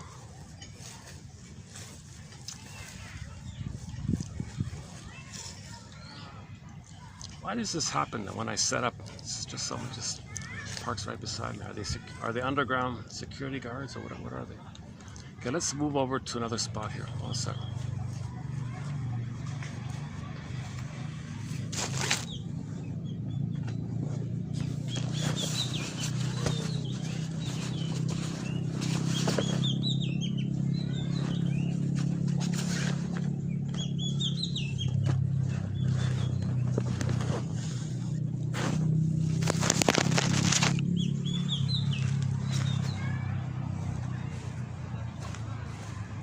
Or maybe just some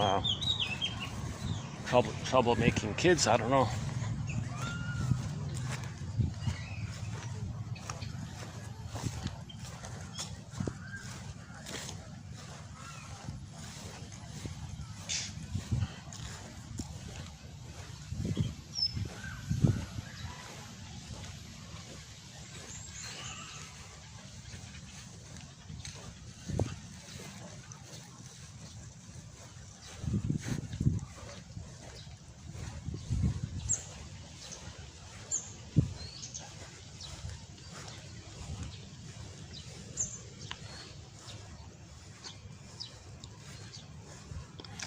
Another Twilight Zone episode I haven't mentioned yet it's on the topic of how people freak out after you do self-awareness. It's called something, the funeral, what is it? Something, oh boy, what's his name? John Mercantile or Myrtle something. The funeral of John something, or oh boy. So it's a good episode. It opens up where they're about to bury a guy. The doctor said he had pneumonia, had no pulse, the worst flu he had ever seen in his medical career. He was totally convinced he was a goner. He pronounced them as such. 3 days later, they're in the process of burying the poor guy. And just as they're about to do so, the casket opens. Right? He wakes up. Everyone freaks out. And everyone's scared of him. And no one understands it. And they think that some evil spirit possessed this man's body, and they were going to attack him and all this. And the only person who accepted him was the little daughter, the little young sister. So his parents rejected him, and his wife was confused about it. And the whole town villagers, they were going to drive him out, like with the pitchforks kind of thing. But it's a metaphor. The whole thing was a metaphor that if you change yourself, like if you heal yourself, then everybody around you freaks out and they hate you. They're scared of you, kind of thing. They don't know who you are. You're an alien to them. They want to push you away. So that's why a lot of people feel lonely when they try to heal themselves, because the people around, I don't know you anymore. I don't recognize you anymore. You don't play my shame self. I freak out here. I need somebody to shame. You don't accept my shame anymore. You're assertive. And sure enough, this guy, this Myrtle, whatever his name, Myrtle something, he was more assertive. He was more confident. And he stood up for himself like that. He wasn't bullied anymore. So he had a lot of confidence. He had a lot of personal confidence now. Whereas before, he was kind of bullied around by everybody. So he had a real change like that. And so that's it. It was just a metaphor that he disappeared for 3 days, right? So that metaphor means his old self died and he was reborn to his new self, his real self, his authentic self, his healed self, reclaiming. So when he became his healed self, he was quote unquote resurrected, right? He became the better version of him, the authentic version of the proper version of him with confidence and embodiment like that. So he had his old self. Everyone was familiar with his old dysfunctional self. Okay, when that went away, metaphorically death like that, the symbol was he died. Okay, 3 days later, okay, he woke up like that. Everyone freaked out. So that's I'm pretty sure that just, he's talking about, once again, your friends and family think you're a stranger. You're not like that anymore. I like the old you, where I could make fun of you and you're okay with it. Now you're so sensitive. You can't take a joke. You won't be a chump for me to dump on. I don't like this. So they all attack him and hate him.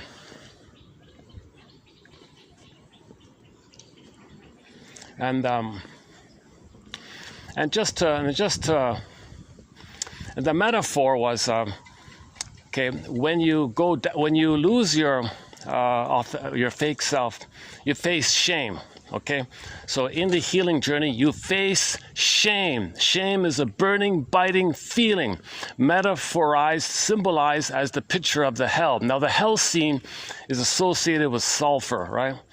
So when he came back, when he woke up from the coffin, the joke was he could just blow on the match and the match would light. Okay, the metaphor means he faced shame. He went to hell. Okay, the metaphor means he faced shame. Again, shame is a burning, biting feeling. Okay, the symbol of that is the hell scene. Okay, so in traditional folklore, the hell seems to be a lot of sulfur involved. So the joke was, at the end of it all, he lit a match by just, I don't know, just waving his fingers over the match. And his girlfriend freaked out. How'd you do that? Don't worry about such little things. So luckily the girl accepted the new him. She didn't understand it, but she still loved him. And actually she gets a much better guy. This fiancé that was going to leave him, actually is getting a much more confident guy, because he kind of now, no one would no longer mess with him. And what he said to the villagers was, well, you got a choice. If it's just regular me, then what do you got to worry about? But if you're right, I am possessed by the devil, then you better watch out. I might wave my hands and all the hawks will take your chickens. And if I wave my hand, maybe the wells will dry up. And if I snap my fingers, maybe these weather things will happen. So you better be nice to me, okay? Everyone freaked out. All right. Well, since you're going to marry the girl, we like her. We don't want to hurt her. So they try to save face like that. So the episode is called, hold on, let's dig up the episode. Hold on a sec. Something, season 3, it's some 18, 19, 20, something like that. Something about the funeral or something about, hold on a sec. Am I still online here? Hold on a sec.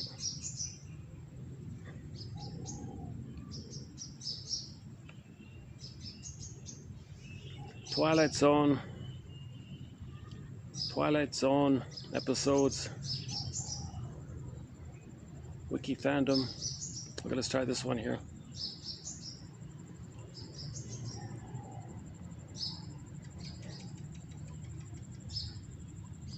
Season 1.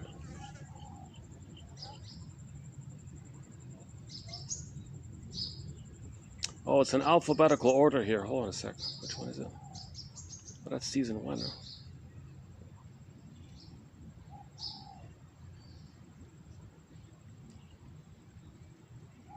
Oh, let's try another way here. Hold on a sec. Where's Season 3?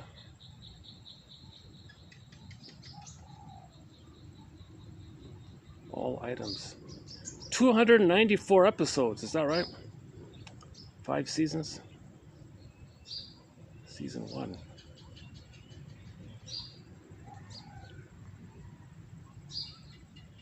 Twilight episode guide. Okay, hold on a sec. Episode guide. List of episodes. All right, here we're getting closer. All right, hold on. Episodes.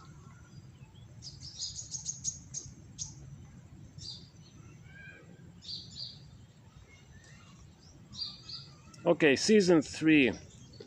Okay, the episode is entitled The Last Rites of Jeff Myrtlebank. One sec.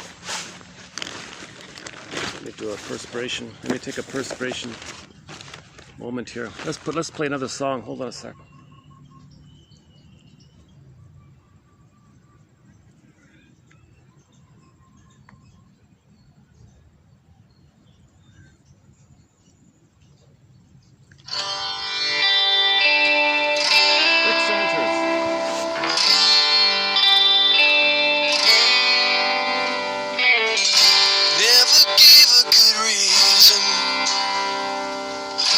Never saw a sign. When I think of all I could have been, I almost lose my mind. My heart is feeling hungover. I'll never drink again. I feel temptation every now and then, but you got no time for me anymore.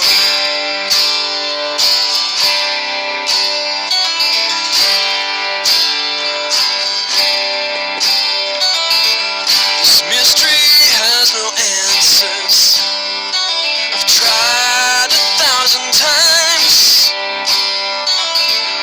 Still I wonder what I could have done to water into wine. I sit alone in silence, conscience my only clue. You were the one who used to help me through. Now you got no time for me. You got no time for me anymore.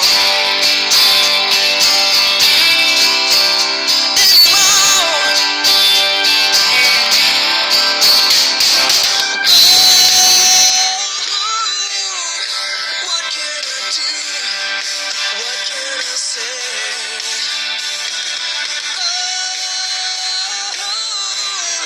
Now that you're gone, so far away.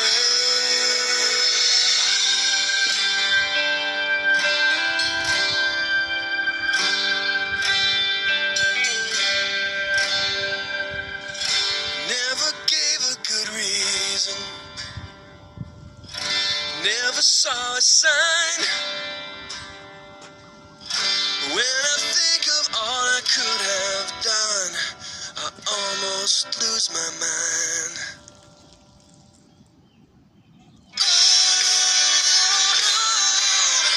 What will I do? What will I say?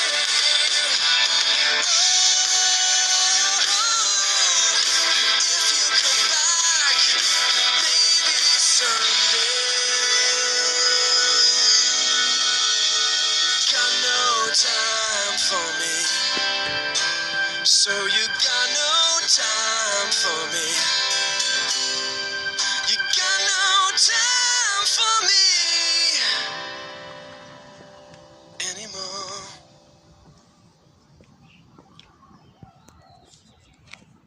That's off his solo album, 1996, I think, Rick Sanchez. Yesterday we played Dreaming, the live bootleg, that's very good, and The Rapper, also the live bootleg.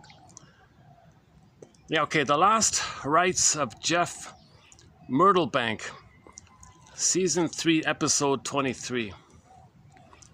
We also talked about The Fugitive, a fun one called The Romance Fantasy, the Rescue Fantasy. So if you know anyone, if you grew up in a dysfunctional home, watch The Fugitive, the episode entitled The Fugitive. So that's just sort of like a feel-good fantasy one.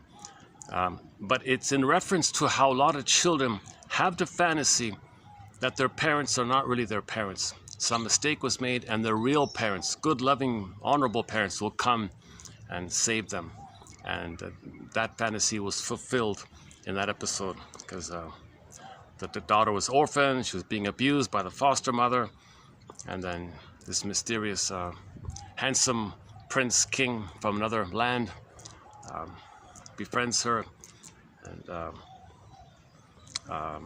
first he morphs into a friendly fatherly figure to help her grow up, and then he morphs into his true state, the handsome prince. They get married and she becomes the queen of the kingdom. Yeah, so A Piano in a House, episode 322, a great one there. I recommend one more, Paul Bear, season 17, episode 17, season 3, about the folly of trying to get a narcissistic mother to apologize. The folly of it all. They're narcissistic. They can't apologize. They have no sense of self to apologize. You know, season 3 started off kind of grim, the first dozen episodes or so. And then as things picked up, especially around Piano in a House, I would say. So, yeah, Piano in a House, and then Last Rites of Jeff Myrtleberg, The Fugitive, A Little Lost Girl. I just saw that one. That's okay, too, about the fantasy of... it's meant to be like a physics idea. Fourth dimensions and fifth dimensions. And there was nothing really...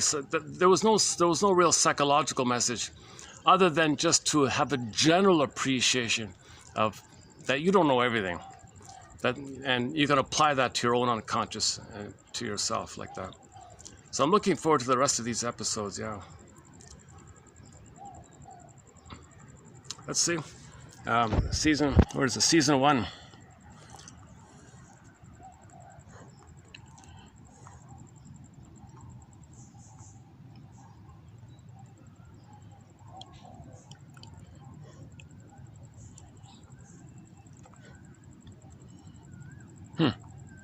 Season 2.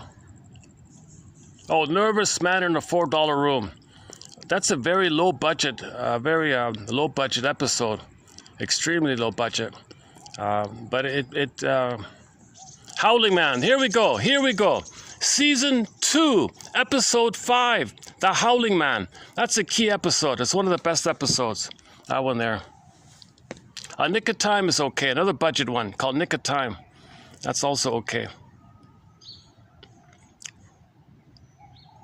I regard Nick of Time as sort of a teaser episode to Gabe's Story, our number 1 best episode.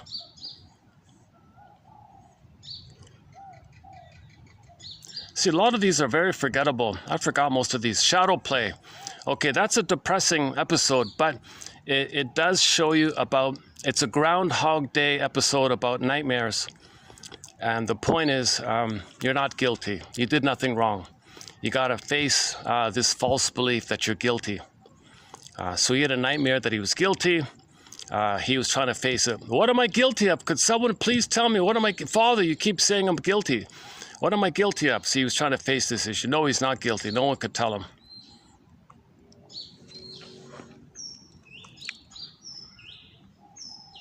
Okay, again, A Piano in a House. Good one. The Last Rites of Jeff Myrtleberg. Okay, not a major, just a minor point about how people freak out when you try to heal. And People don't know you anymore. So there's very little support for people who are healing. People reject you when you find your true voice. They think you're an alien and they want to scare you away. They reject you when they think you betrayed them or something. So if you heal, you see, if you heal, see the last rites of Jeff Myrtleberg. You see, if you heal, your mother feels betrayed, and everyone in the village felt betrayed. You betrayed me, get away. He's healing. The mother says, if you be yourself, you betray me. Don't heal. Well, he healed, and everyone felt betrayed.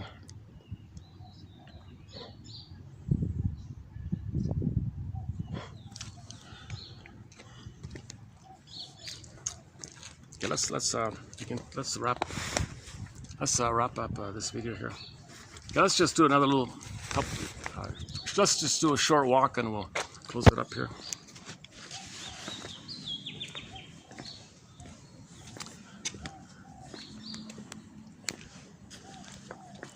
Despite how clumsy this and awkward this video was presented, I hope I hope it was worthwhile to get the readout that we did from Mr. Saul, the male voice and the female voice. So they read it out smoothly and clearly.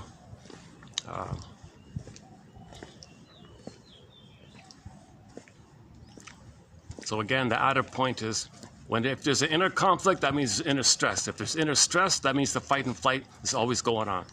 Okay? And the flight one means regression, unmet dependency, childlike, wounded child, frightened child one.